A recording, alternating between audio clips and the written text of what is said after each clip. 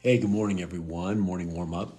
And so I'm coming back to the book Super Attractor by Gabriella Bernstein. And I want to thank Laura Ann Turner for turning me on to this book. This is specifically in chapter 3. And we were talking about energy. And, we all operate on a vibration, if you will.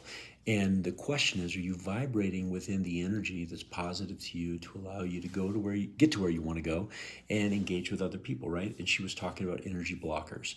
And these are really things that we think or our perception of our world that actually block our ability to resonate at that level to attract what we want in life. And I'd given you the three on Friday, so I'm going to come back to these and I just want to dive into them here. And there's actually a few more. There's 7 total, but I did 3. So here's the 4th one. So here's one. How many of you need to win at the expense of having fun? And here's what I mean by that. It's like winning is the most important thing to you, right? It's not the having fun part. And if you don't win, you get really bent.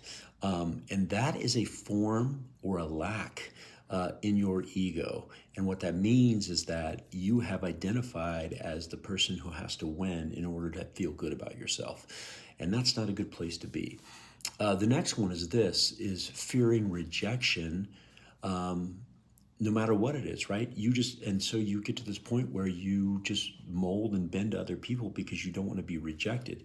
And what we find in that sense is that most of the time when somebody says no to you or something doesn't work out, it's because the world has something better that's meant for you. And rejection's perfectly okay.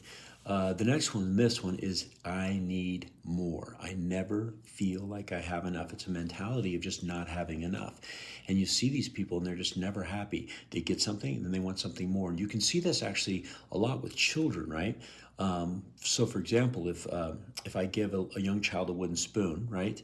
And they have a wooden spoon in their hand, and I give another child that's sitting next to them a wooden spoon, that child wants both of them. They don't have enough. And then if you gave them both of them, gave another one to that other child, they want the other one. How many of you are never satisfied with what you have or have stopped for a moment and say, what am I grateful for what I have? And then the 7th one, the last one here, is the fear of being judged.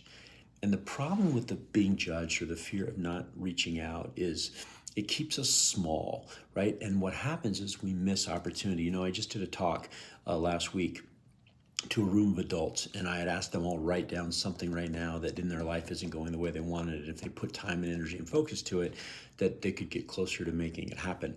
And then I simply said this: is anybody in the room willing to share what they wrote down? And you would be surprised at how many adults are fearful of being judged, so they don't raise their hand. Yet they all wrote something down. Only one person, Carolyn, she's great, she raised her hand and she shared her item. But I said to her, she won a prize, by the way, but I said to her, I said, you know what? When you allow yourself to be vulnerable and step out like that, you allow other people to shine. And so, again, these energy blockers are coming from lack, doubt, comparison, and insecurities. And the more you can get a handle on them and identify which one of these 7 might be you, and you might be struggling with those, then you need to do some self work, all right, and work on yourself. All right, everybody, hopefully that was helpful. Again, the book is Super Attractor by Gabriella Bernstein. I will put it in a link in this morning warm up. Everybody be awesome, help somebody, and make it a great day.